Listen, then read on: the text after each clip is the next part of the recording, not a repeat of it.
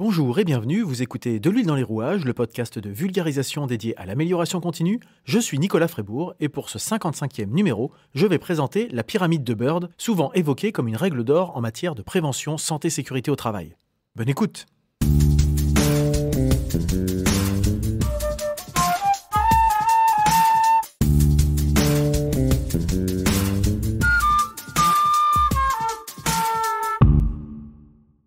Si vous travaillez dans le domaine de la prévention santé-sécurité au travail, vous connaissez certainement la pyramide de Bird.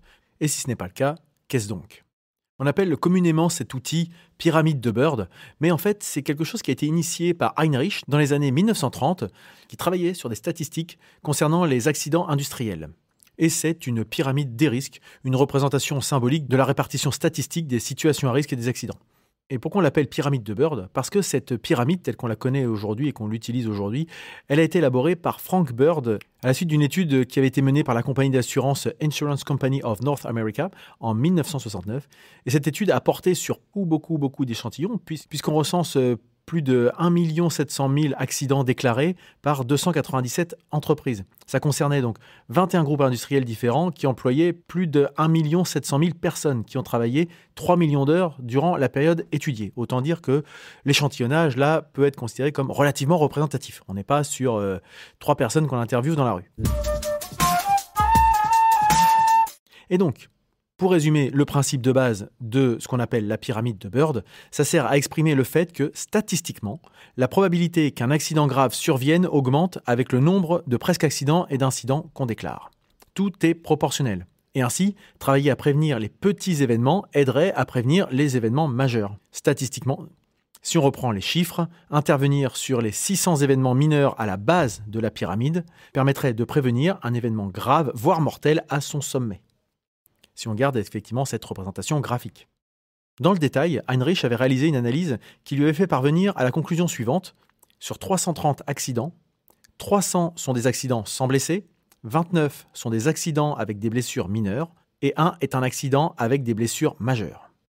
Quelques années plus tard, suite à son étude, Bird est parvenu au constat, lui, que sur 641 situations anormales, 600 sont des presque accidents ou incidents, c'est-à-dire pas de dommages, 30 sont des accidents avec des dégâts matériels, 10 sont des accidents avec des blessures mineures et 1 est un accident grave mortel. Et donc, en matière d'application concrète, si une entreprise réussit à réduire le nombre d'incidents représentant le bas de la pyramide, le nombre d'accidents sera forcément réduit d'autant, dans la théorie en tout cas. La pyramide est donc divisée en étages ou niveaux, et donc de la base vers le haut, on retrouve ce que je viens de vous dire, les presque accidents et incidents, puis au-dessus, les accidents avec dégâts matériels, et encore au-dessus, les accidents avec des blessures mineures, et enfin, tout en haut, le dernier petit triangle en tête représente les accidents graves mortels. On trouve aussi depuis quelque temps des variantes avec des compléments, notamment encore en dessous, la base de la base, c'est-à-dire tout ce qui est identification des situations à risque. On est encore plus en amont dans la prévention. Par exemple, une situation à risque, c'est un cheminement piéton qui est encombré. On n'est pas encore dans l'accidentologie, rien ne s'est passé. Par contre, on peut, en décelant ces petits problèmes, identifier des potentielles situations dangereuses, accidentogènes. Donc en termes d'application, une entreprise qui suit ses stats santé-sécurité au travail doit donc pouvoir constater si elle identifie bien les événements de base et l'impact que ça a sur les étages supérieurs. Donc comme je viens de le dire, en termes d'application, c'est de se dire travailler sur la culture de la santé-sécurité, c'est-à-dire identifier le plus en amont possible, être le plus dans la prévention plutôt que d'être dans le constat. Encore une fois, mieux vaut prévenir que guérir. Et donc effectivement, quand on identifie une situation à risque, des choses toutes bêtes, je viens de l'évoquer, toutes bêtes, pas si bêtes que ça d'ailleurs, des problématiques de circulation piétonne, puisque les chutes de plein pied représentent une part très très importante des accidents du travail, du moins dans certains types d'activités. En faisant disparaître le danger, et forcément, on diminue le risque. C'est les principes généraux de prévention dont je vous avais parlé dans un précédent épisode. Pour autant, cette pyramide de Bird qui est très souvent communiquée, diffusée et vue comme un peu l'alpha et l'oméga d'un sujet santé-sécurité au travail, c'est une vision statistique qui connaît des critiques et qui est parfois contestée, notamment parce que c'est un schéma statistique qui est daté, qui a fait son temps. C'est vrai que si on prend les faits, encore une fois, si on s'attache aux faits, ça fait près d'un siècle qu'Heinrich a élaboré sa théorie sur la pyramide des accidents et 50 ans que Bird l'a fait évoluer en pyramide des risques. Donc on peut se dire, est-ce que c'est toujours d'actualité? Alors pour autant, tout ce qui date n'est pas forcément faux ou obsolète, etc. Mais ça peut, et même ça doit être certainement amené à évoluer en fonction de l'avancée des connaissances en la matière. Et donc, comme je disais, la pyramide de Bird, ça peut être un élément d'aide à la sensibilisation pour la culture du risque en entreprise, mais pas forcément être pris au pied de la lettre, stricto sensu. On peut se poser la question, est-ce que réduire les accidents bénins a un véritable impact pour prévenir les accidents graves? Si on regarde la statistique, on dit qu'il y a une corrélation, mais est-ce qu'il y a une causalité? Ça peut être des choses sur lesquelles on peut discuter. Et donc le risque, c'est de consacrer beaucoup de temps et de ressources à gérer beaucoup d'événements bénins, à faire de la statistique sur ces sujets-là, mais pour autant avoir un effet très limité, voire nul, sur la prévention des événements les plus graves. En effet, la plupart des événements bénins ne comportent pas de risque de dégénérer forcément en événements graves. Et donc le lien direct entre ces types d'événements n'est pas aussi systématique qu'une lecture rigide que pourrait laisser naïvement croire l'application de cette pyramide comme les tables de la loi, quoi. En effet, alors là, je vais grossir un peu le trait, en caricaturant un peu. Avec ce raisonnement, on peut arriver à penser que si on axe une politique de prévention sur l'élimination de, prenons l'exemple, 200 coupures, 150 lumbagos, 50 poussières dans l'œil, une centaine d'entorses et puis 100 coups de marteau sur le doigt, voilà, on a aussi 100 situations à risque, donc tout ça, on les a bien gérées. Est-ce que ça permet de se prémunir d'un accident grave qui serait par exemple lié à un accident de levage de charges lourdes ? Alors que ça n'a rien à voir avec les sujets que je viens de vous citer précédemment. Bien sûr, ça n'est pas le cas. Si statistiquement ça reste proportionnel, ça reste qu'un outil statistique, mais pas forcément systématique. Dans les faits et selon les métiers, il arrive d'ailleurs que ça ne se matérialise pas du tout comme ça entre une activité de service et une activité de production, par exemple. On peut se poser la question de est-ce que c'est vraiment applicable partout ? Notamment parce que l'image de la pyramide et la progressivité qu'elle suggère n'existent pas en théorie, et encore moins en pratique. On devrait plutôt avoir des pentes un peu variables selon les niveaux. C'est-à-dire qu'on n'a pas forcément cette régularité qu'on peut avoir dans ce triangle parfait. Et d'ailleurs, sur un point sémantique, on parle de pyramide alors qu'en fait, c'est un triangle. C'est pas grand-chose, mais je ne sais pas pourquoi on parle de pyramide. C'est un détail qui m'a toujours interpellé, en fait.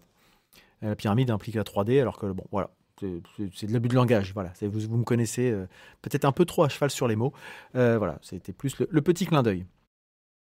Et donc je disais sur en fait la disparité qu'on peut retrouver finalement entre une activité de service et une activité de production, par exemple, on peut se poser la question comment ça se fait que Heinrich et Bird ont tiré des conclusions statistiques basées sur des domaines d'activité très différents. Quand je vous ai parlé tout à l'heure de l'historique, ils ne traitaient pas du tout du même sujet. Et on s'est dit, bah oui, c'est à peu près les mêmes proportions, donc on va dire que c'est la même chose. Or, ils ont quand même des ratios qui sont un petit peu différents quand on les regarde. Oui, quand on force le trait, on dit tous les deux, ça fait un triangle. Mais en fait, il y a des disparités quand on rentre dans le détail. Et donc, comment on peut considérer que cette approche serait complètement universelle ? Loin de moi l'idée de dire que c'est nul et que c'est à jeter. D'ailleurs, je n'ai ni les compétences ni les statistiques précises pour vraiment redire ça. Et d'ailleurs, comme je disais dès le début, ça garde une grosse vertu, selon moi, au-delà des chiffres et des querelles de clocher. C'est cette approche globale de sensibilisation et de potentiel d'alerte que ça peut engendrer. En effet, si on constate que les situations à risque et les presque accidents et les accidents bénins explosent, on peut penser que la culture et l'attention à la santé-sécurité n'est pas suffisant ou qu'il se dégrade et qu'on peut aller potentiellement vers une catastrophe annoncée. Ça permet d'identifier notamment tout ce qui va être signaux faibles. Et donc, il existe de nouvelles évolutions de ce schéma de pyramide de Bird, notamment une qui est formulée par quelqu'un que vous avez déjà entendu à ce micro, puisque c'est Marc-André Ferron qui a créé la pyramide de Ferron, et je vous invite à réécouter l'épisode qui lui était consacré. Mais on entend aussi parler, j'ai vu passer plusieurs fois la notion de diamant de prévention, qui permet de faire la différence entre les événements bénins, justement, et ne pas avoir une espèce de pot commun de tous les événements bénins, mais bien de les hiérarchiser et de les classer en fonction de ceux qui ont un vrai potentiel de danger. En gros, en distinguant ce qui est vraiment bénin d'un événement aux conséquences bénignes, mais pour lequel on n'est pas passé loin du drame. En gros, on a eu un coup de chance. Et c'est à ce niveau-là qu'on peut avoir des vrais leviers en termes de prévention. Parce que comme je dis souvent, même dans des démarches très normées, avec des processus et un suivi, l'intelligence de l'analyse reste au cœur du sujet. Un outil ne reste qu'un outil. Une statistique ne reste qu'une statistique. L'important, ce sont les faits, c'est qu'est-ce qu'on en fait, c'est dans quel contexte c'est appliqué, etc., pour mettre en place les vraies actions et pas reporter un modèle qui est peut-être valable dans 90% des cas, mais si on ne se situe pas dans ces 90% des cas, comment on fait ? Voilà. Et donc si vous êtes encore là, c'est certainement que ce podcast vous a plu. Et s'il vous a plu, parlez-en autour de vous. N'hésitez pas à le partager puisque le bouche à oreille et la recommandation sont les meilleurs moyens de promotion. Vous pouvez me suivre en vous abonnant à ce podcast dans votre application de podcast préférée ou directement sur le site de l'huile dans les rouages, sur lequel vous pouvez vous abonner à la newsletter hebdomadaire dédiée à l'amélioration continue. Je suis également sur les réseaux sociaux, Facebook, Twitter, Instagram et LinkedIn, en tapant tout simplement de l'huile dans les rouages. Pour venir me parler du sujet de ce podcast ou de toute autre chose, rendez-vous sur le serveur Discord de l'huile dans les rouages dédié à l'amélioration continue. Il ne me reste plus qu'à vous souhaiter de passer une très bonne journée et je vous dis à bientôt.